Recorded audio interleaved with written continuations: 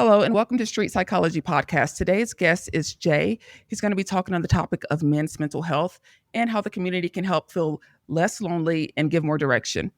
So, Jay, do you want to just start by introducing yourself and letting us know more about this topic? Sure. My name is Veer to most people, and I have been working as a sports massage therapist for the last 8, 9 years.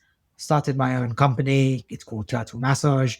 I'm a combat sports practitioner, boxing and jiu-jitsu, a little bit of MMA, and I would like to talk about the side of my life that was low and where I have come from and what I've incorporated in my life to make it better.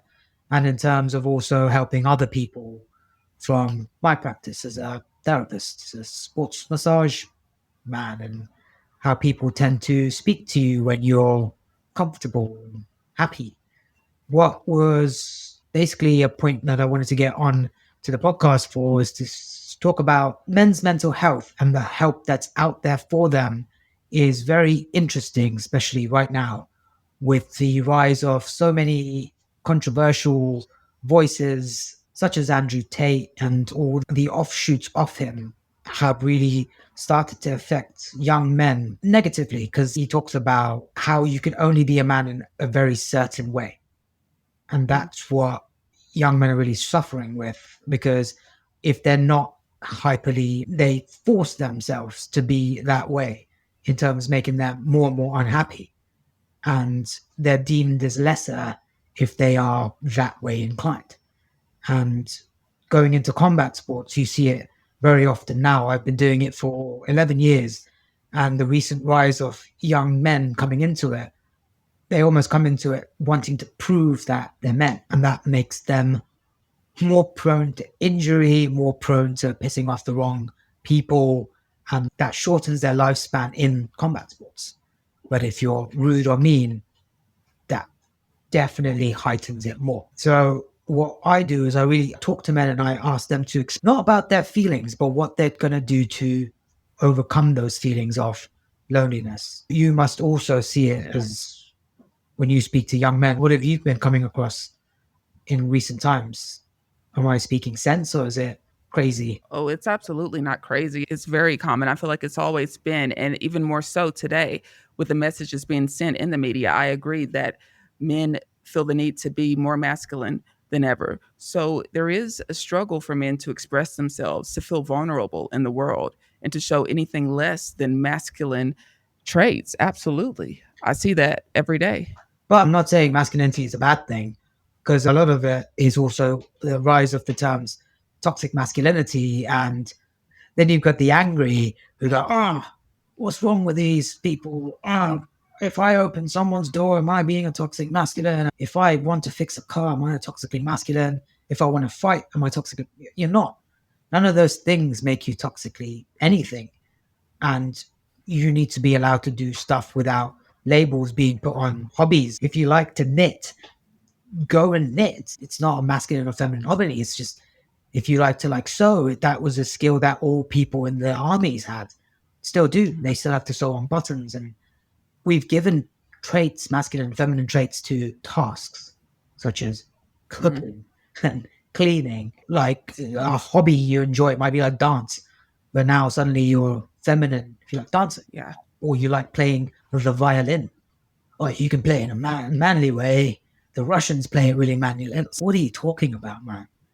So that's what I'm coming across is men open up. They say this a lot. Oh, girls won't respect you if. Guys won't respect you if. So that's where I'm sitting on right now, where we're all unhappy, but we've got given these algorithms that control our space, and we're not allowed to get out of it. Okay, so just to make sure I'm following 100% with you, you're speaking more about the gender roles that society has placed on us. Not really. I think gender roles is something that happened because of the circumstances we were in the olden times, where men would go to work and women would stay at home and be looking after children. So both need to do all tasks. Not gender roles. What I'm trying to say is more so boys should play with trucks, girls should play with Barbie dolls, that type of thing. No, I also believe that we're naturally inclined to do things. I'm Okay. naturally more inclined to play an action man than I am to with a Barbie house. Do you see what I mean? Like when I was growing up, my sister had loads of Barbies, so I was given that. Rather than Barbies playing tea time, they would fight each other, or Ken would fight other Kens, just because that's what I like to do with figurines. Yeah. I think we've started doing a thing where we think if you're doing this, you shouldn't be able to do that. But you're saying you can be both. You can do a little bit of both without feeling bad about it. Yeah, Yeah. there's a balance. We all have masculine and feminine qualities. You shouldn't feel bad for having them, especially Mm. as a man. Because my analogy is if you and your girlfriend are together and she stubs her toe and she starts to cry, a man will go and hug her and be like, oh, it's all right. It's concern and love. You don't lose that love for your girlfriend. But if a man stubbed his toe and he began crying, the woman would classically get an ick. Mm. No, like the new term for it is that it's a bit weird. Why is he crying? Just stub this toe, just relax. So men aren't allowed to can't jump emotions so rapidly. They learn to control it Yeah. in a more masculine way. I'm hearing you say that translates into the world Mm. of boxing, fighting, and Mhm. it's causing more aggression. It's causing more men to feel like they need to prove themselves. Okay, so here's my issue with it. Aggression is good. In combat Okay. sport, you need aggression. But you also need to learn respect. You can't be throwing haymakers to a person that can knock you out cold and who's letting you work. But if you're a man that's been watching all these videos, like you got to be hard, you got to be able to take hits and get up, but your neck's not developed yet. Your brain, your muscles, your bone densities develop to a stage where you can take a haymaker from a fighter. But you walk into a gym and you think you can do that, you get hurt more often than not. Mm. You need to come in humble, learn, grow, train, but you can't come in thinking you're going to smash everything. If two young men fight each other like that, they'll end up really hurt. And older men don't want to fight with a 20-year-old hothead.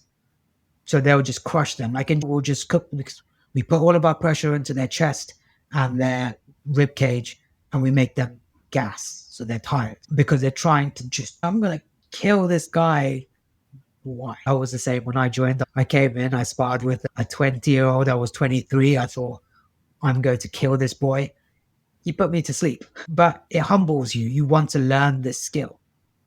But what I'm seeing more and more is that these young men come with very dangerous ideas of what it means to now be a man. And that's what we need to try and recover back. We need to have people teaching correct lessons without anger involved. Because what I'm Mm. seeing with the new leaders, the new social media leaders, they use a lot of anger to teach these young men. You mentioned someone earlier specifically who's doing this Yes, today. Andrew Tate or yes.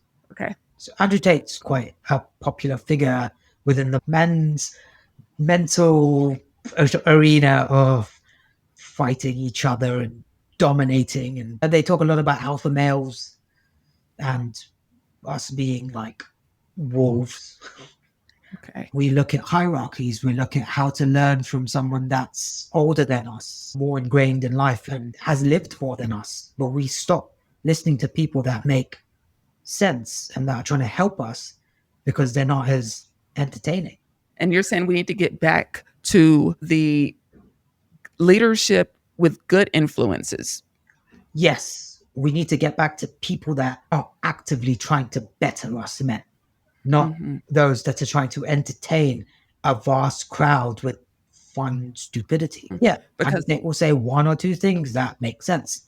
But then his entire narrative becomes what color is your supercar or how much money you have in the bank and how many men can you hold off in a. And I'm going to say this with all seriousness, unless the men are completely untrained, out of shape, and small, you can't really hold off more than one guy in a fight. Okay, how just overall. when you fight in a cage or in a ring or in a mat, it's one on one. Very rarely do we see 2-on-1 unless there's a huge size difference. Do you watch any MMA or anything like that? Oh, I used to love MMA. I have not watched it in around 3 years though. You know Eddie Hall? Eddie Ho? Eddie Hall, Hall, Eddie H-A-L-L. Hall. So he's this big powerlifter in the UK. He's a strong man. He competes with Brian Shaw.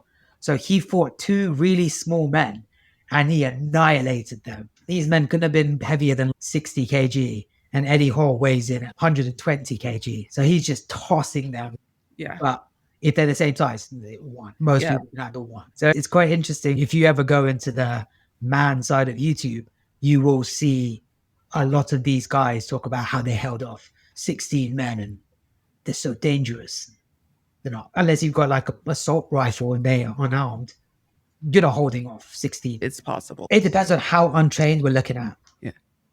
Okay, so there is a level of training where you are really dangerous. Okay. And you can take on 2, maybe 3 men, depending on the style of martial arts. In Muay Thai, and you're able to line them up in a row, you could probably hold them off. Or you use one to shield yourself from damage. But if you're a grappler, like a wrestler, and you take someone down, the other guy's going to stamp your head. There's going to be arguments for people saying, oh, yeah, I'd like to see you try. But yeah, I'd love to do it because it'd be in a controlled environment. That's where I get to tap out and it's finished. That's when there's a referee jumps in and we're done. But I think in a street fighting thing or when there's no rules, everything becomes who has the survival instinct and who has the willingness to die. I don't know how we've got onto this though. I'm going to take you on a mad tangent into the world of MMA and street fighting.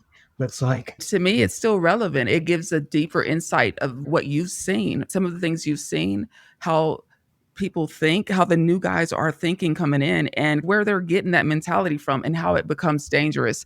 And it all leads back to your point of men's mental health.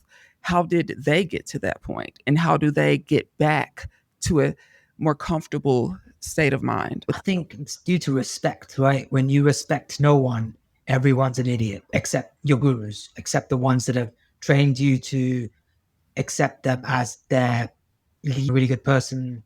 That I've learned a lot from is my friend Jamie.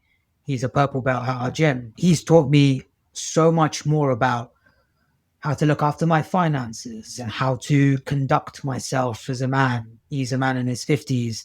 And I really think that he's a very good example of what young men should be listening to. They should be listening to men like him and not the ones that are telling you to go out there and spread your seed and how many women have you, because that's your worth in their eyes. But then other men will be like, how much money do you have in your bank? Because that's their worth in their eyes.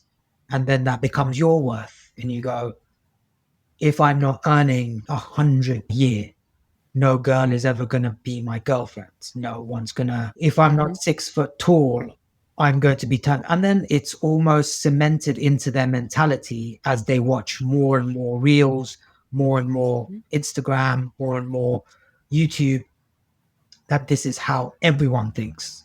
And that's what I think is the most dangerous thing for young men currently. The algorithms put them in this box and everyone else saying anything outside of those boxes, trying to keep them down, trying to shut them off. That's when they get, I'm alone. I'm alone. I can't get out of this. I can never earn 100 grand. I can never get taller. I'll never be able to have sex with 50 women. Do you see what I mean? And that's when they become depressed and they seclude themselves. They might have tried MMA and someone beat them up because they were an idiot. So they won't go back to that class. Or they might join a class where it's full of these people that think in that same way. And when a new person comes, they're an easy target to smash. So that's the sort of mentality that I want men to understand. Life just becomes so much harder when you create your own issues in your own head. And that's what it's creating their own issues in their own head. Yeah, stop listening. They stop listening to voices of reason. Mm-hmm. They think that's against their true alpha. And even if you look at wolves, not everyone alpha. True. Yeah, they're all still dangerous. They all still work as a team, as a pack. So that's never the voice in the show or in that. I call it a show. Like any YouTube video where someone's got a gruff voice where he's, oh, I'm an alpha. Okay, cool. And then What I'm hearing also, Jay, is this is not only other men's story, this was your story. Pretty much. For me, it was just like I didn't know where I.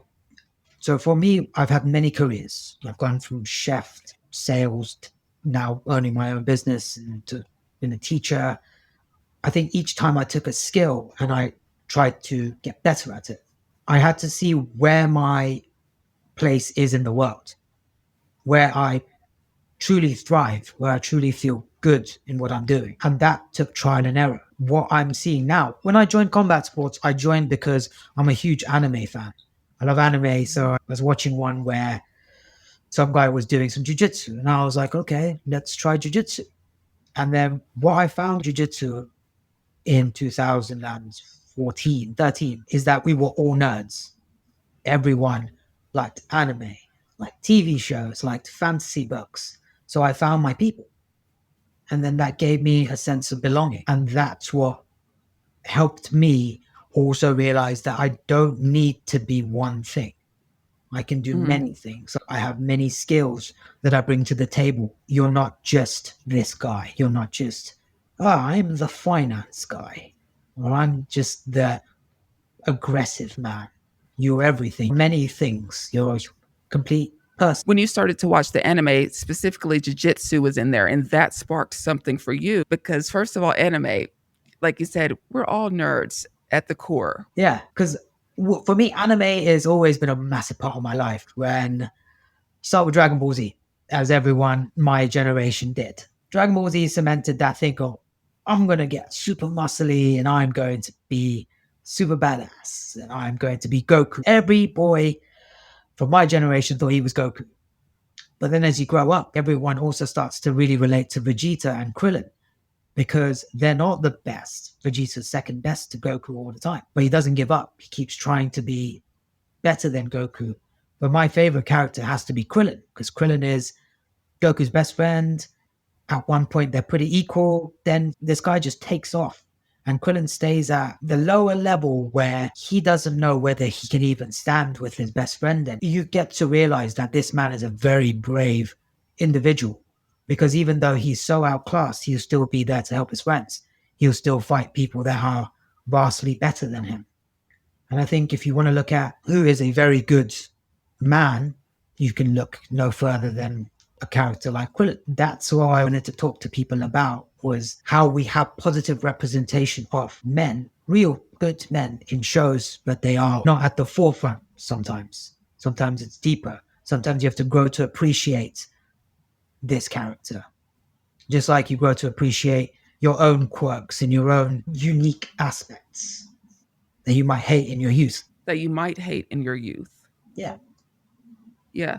So that means a lot of unlearning is involved in this process. I would say it's more an acceptance of who you are Okay. because you're not unlearning anything. You're learning to appreciate you. Because Okay. as you grow up, there'll be many times where I don't know how you were, but I was a chubby kid. So you're ridiculed for being chubby. Where you then start to hate that. So when you lose weight, you go, I will never ever be fat again. And then when you put on a little bit of weight, that self-hatred starts to come into place, creates unhealthy eating habits, especially amongst young women. I find that is a very big factor for eating disorders that are present. And it's even more so in combat sports. Combat sports, you cut weight. I've cut almost 15 kg one time to compete. And then you start to identify as that weight. You go, I should always be 58 kg. Why am I 66 kg? That's too fat. But 68 kg is a perfect weight. But you start identifying as, because when you're at your fattest, you always thought less was better. But that's more detrimental to you. As we grow up, we learn to appreciate our past from what we learned from it. And that's what I'm trying to get at. We need to appreciate our lives, what we have, what we've earned, what we've done, and not keep looking at what we don't have. Why don't I have loads of money? Why don't I have an amazing house? Why don't I have whatever? But I love to appreciate what I do have. I do have a lovely home. I do have friends and family that I can speak to and go out with and express myself to, and they don't think of me as any less for it. So Mm. that's what I think young men need to learn. You have a lot more than you are in your head about.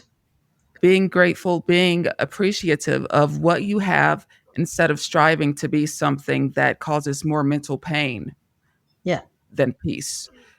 It's easy to lose sight of what is going well in your life, what you have personally, what's unique to you, because you're striving to be this person that you're not, essentially. Yeah. I think there's a really psychologist. I'm going to say his name wrong, but he is called Adler. Something Adler was coming up during the time of Freud and Jung. Hmm. What Jung did is he kept blaming the childhoods, the parents, and there was blame put on it. While Hmm. Adler looked at, yes, you've been through all of that trauma, but what do you do to move forward from that? What do you do to improve your position rather than to stay in your position? And I think that's beautiful because I think right now, anyone who goes to therapy keeps talking about the past trauma. And a lot of times they forget that they have to move past it. They have to improve their position, not just dwell on it. Because Mm. what's past sadly can't be reversed. I'm sorry, you have been through that trauma. You have gone through that.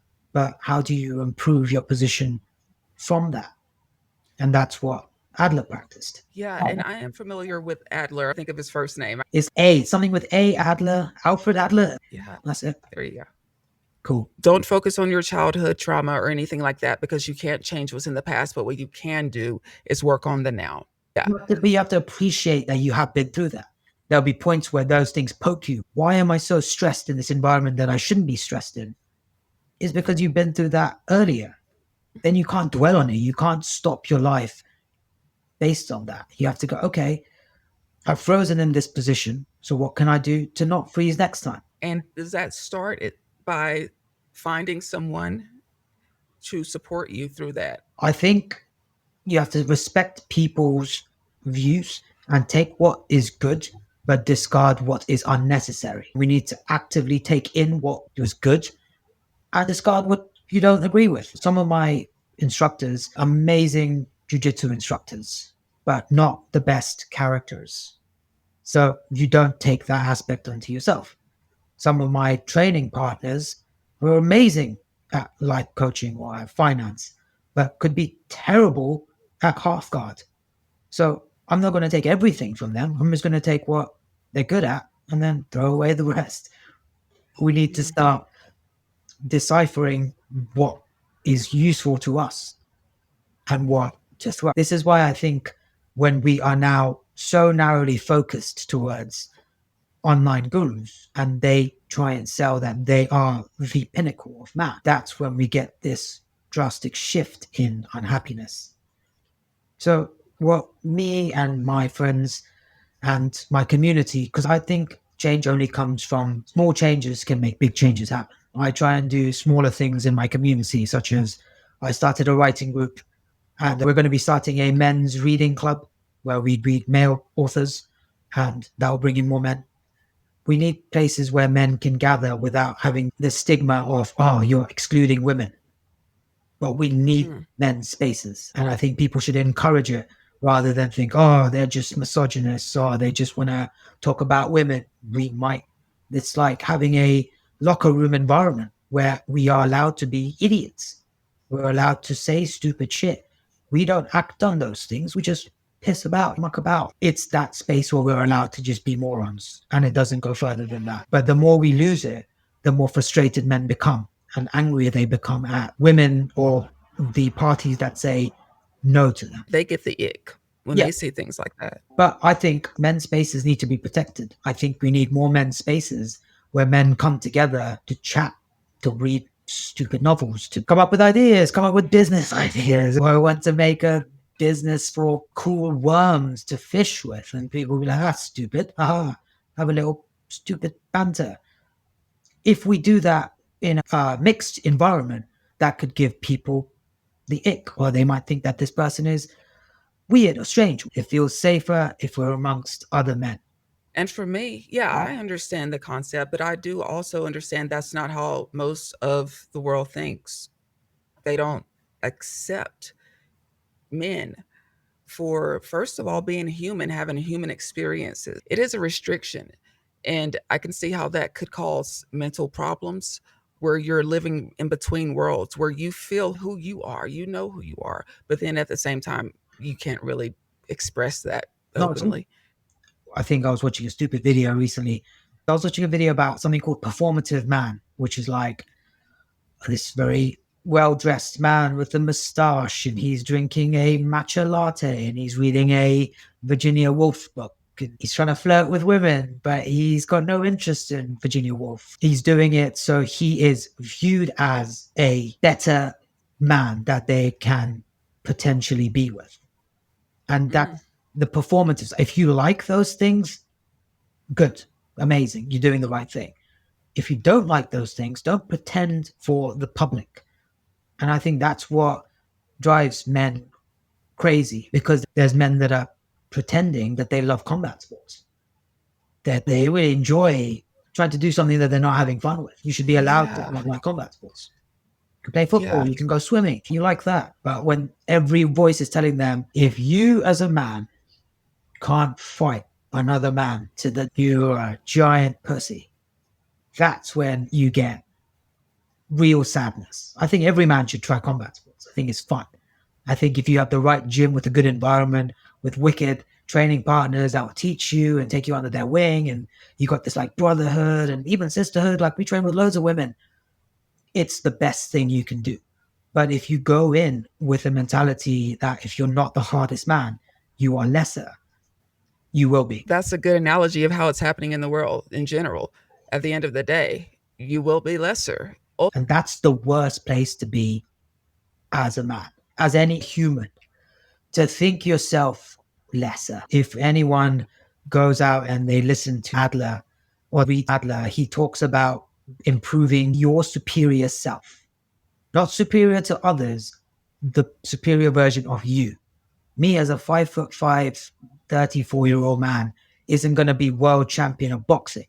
Can I be a really good boxer? Sure, I can. I can be the best boxer I can be. I might not be able to beat up prime Mike Tyson, but I can definitely do well in the gym that I'm at and fight people around the same weight, age, and ability as me. That's what he Mhm. talks about. Be your superior self. Don't look to blame your issues on your past, on your parents, on your bullies from when you were 7 or 8. Come on, get over it. It's hard. Don't get me wrong. Like, I understand. Yeah. So for you, how did you feel when you finally let go of all of that stuff? You just feel like you've just taken off another version of yourself and thrown them away. You go, finally, I can be me. I don't have to wear a mask of me. I don't have to be something that I made up. I have to be accepted of myself, because that's what you do. You go, I have to be this version or else people won't like me. No, you don't. As someone who's been everything from a chef to a primary school teacher to a door to door salesman to someone who's now making movies, you can literally go, I'm going to get good at this task. I'm going to go online. I'm going to research it. I'm going to dedicate some time, maybe after work, maybe during work, for a little bit of spare time, go for it. And you're going to get good at that thing. You have to put in a little bit of time, a little bit of effort, and that will change how people view you. You won't be, oh, I'm not Jay the massage therapist, I'm Jay the movie maker. But Jay the movie maker is still Jay the guy who did door to door marketing. You are always changing, always in flux. It's the same as aging. When you are in your prime, you could be prime Mike Tyson. But look at Mike Tyson now. Smokes weed, he's chill, wants to be left alone. He's a cool guy. But if you look at Mike Tyson in his 30s or in his 20s, he was a dangerous man. He also was known for horrific crimes. He got to prison for it. Come out of prison. Really mad things he says in press conferences are crazy, but you wouldn't imagine him saying that now, because as you age, you soften, you grow, you accept. And that's what we need to do as humans. We accept. We'll go through a flux. When we're teenagers, everything's hard, everything's very intense. In our 20s, We go through a point of change where we're trying to figure out a career, where we belong, who our friends are. In our 30s, we try and establish some roots where we see where do we go from this. 40s, probably a family man trying to earn a good living, establish your family. Your kids might be growing up or they're young. 50s, 60s, every decade of your life, you change. But when you listen to these gurus, they have the same message. It's a very one size fits all. And that's why young men are needlessly sad. And it's not like they've been through a great war, a great depression. Yes, okay. We've been through more financial crisis than any other generation since coming into the working world, 2008, then in the mid 2000s, and now we're never going to own homes. Everything's out to depress you. But then you've also got your own internal voice telling you you're shit. That's just going to compound all of these things. So, advice to young men: find people that you can learn from, respect their opinion, get yourself into an environment where you can relax and to not put on any masks. If you can, bring yourself to it, try breathing, breath work, meditation. Meditation's a hard one. As someone who's also struggled with just sitting still and shutting up, sometimes taking that time to just breathe and to be calm helps. Then I'd say pick a hobby that will keep you fit. That can be running, that can be dance, that can be martial arts, that can be rock climbing, but pick something that keeps you fit, because when your fitness drops, your testosterone will drop and that will make you depressed. Testosterone needs to remain at not, it doesn't need to be uber high, but it needs to be balanced for your hormones to stay stable. And I think that's where a lot of young men are now suffering as well, because they're not sleeping because their stress is so high. So their test is dropping and their estrogen rises and they become more emotional. But then they get angry and they go, oh, I'm not a man, getting upset. But if you just slept properly, your life would get somewhat more balanced. So sleep. And if you're doing something that keeps you fit, you'll be tired enough to sleep. Brain won't be like, oh, I'm fat, I'm pathetic, I'm weak. You'll be happy. You'll have endorphins running through your system. And then the last thing I'd like to say is stay off social media to a certain degree. Don't the sort of noise that's trying to keep you down. There's so much. There's Pop the Balloon, which says you're too short and fat. There's Andrew Day, who says that you're not rich enough. There's all these OnlyFans girls that are trying to play off your insecurities of you'll never find a girlfriend and you're ugly and all that sort of stuff. They're not normal. They're not what women are. If that's how you think, you're basically thinking that all women are these sort of OnlyFans models. How have you seen your relationships change? Because you thought that at once, I need to be this, or I'm not going to attract these people. Women are going to think this about me. Other men are going to think that about me. All women, all men. Yeah. Speak to how that is not true. I'm going to speak just about myself. What Okay. was quite interesting for me is that at one stage I dedicated myself to jujitsu. But I was so proud of my cauliflower ear. I was like, oh, look at this. You mess with me, I'll take you down. As you do it more and you view it for what it is. And as you move further and further away and you view it for what it is, you see that it's an amazing sport. It's an amazing hobby. It's a very effective martial art, but it isn't what makes you a man. Muscles don't make you a man. Big old cars don't make you a man. A massive bank account doesn't make you a man. What makes you a man is what your beliefs are, how you conduct yourself, who you are. Does your word mean anything? How do you conduct yourself in public? How do you speak to others? How do you treat those that can't do for you? That's what, in my eyes, makes you a man. Yes, also being born with a penis and all the biology stuff as well. But what makes you a man is how you conduct yourself and how you hold yourself. And that's what young men need to understand. I don't care if you've got all the muscles in the world. If I don't think you conduct yourself, I see you as a boy. And this is a very powerful message. And I know young men and men will get something out of this if they really listen, really take themselves out of the negative mind. There's value in this, and it's very true. Being lonely is one of the most debilitating mental disorders out there. Mhm. And to understand how you got there can be empowering so that you can get out of that and back into the world, back into your true self and who Yeah. you want to be. The biggest thing is talk to everyone, talk to people. Because the more you talk to people and not a screen and not typing stupid messages, you'll see that it's not that bad. We're good. We want to be together. We're social. We're a social animal. No one should be alone. I think you shorten your lifespan by being alone. This is what I'm a Sigma Alpha lone wolf howling at the moon. That's stupid. Yeah, and it's not realistic. No, Jay, since we are getting close to the end, I want to see if you have a final message that you want to wrap up and also tell listeners how they contact you if needed, or if you have a website or something that they'd be able to reach you at. you can Gmail me, dana.jveer@gmail.com. Get in touch with Beachfront BJJ, really good organization run by a Marine. There's State of Mind Fitness in Hammersmith. They are also run by an ex-Marine. Amazing. There is Elevate BJJ, where I trained. Lots of different martial arts. The Silver Academy in Ealing, very good academy. Talk to your instructors, talk to the people that you hang out with. You are not alone. We've all been through this, and we want you out. So no more men fall into that same trap of I suck and I should be alone and die. No, that's my message. Thank you so much, Jay. Hey, it's been a pleasure. Have a great rest of your day and keep doing great work. Oh, thank you.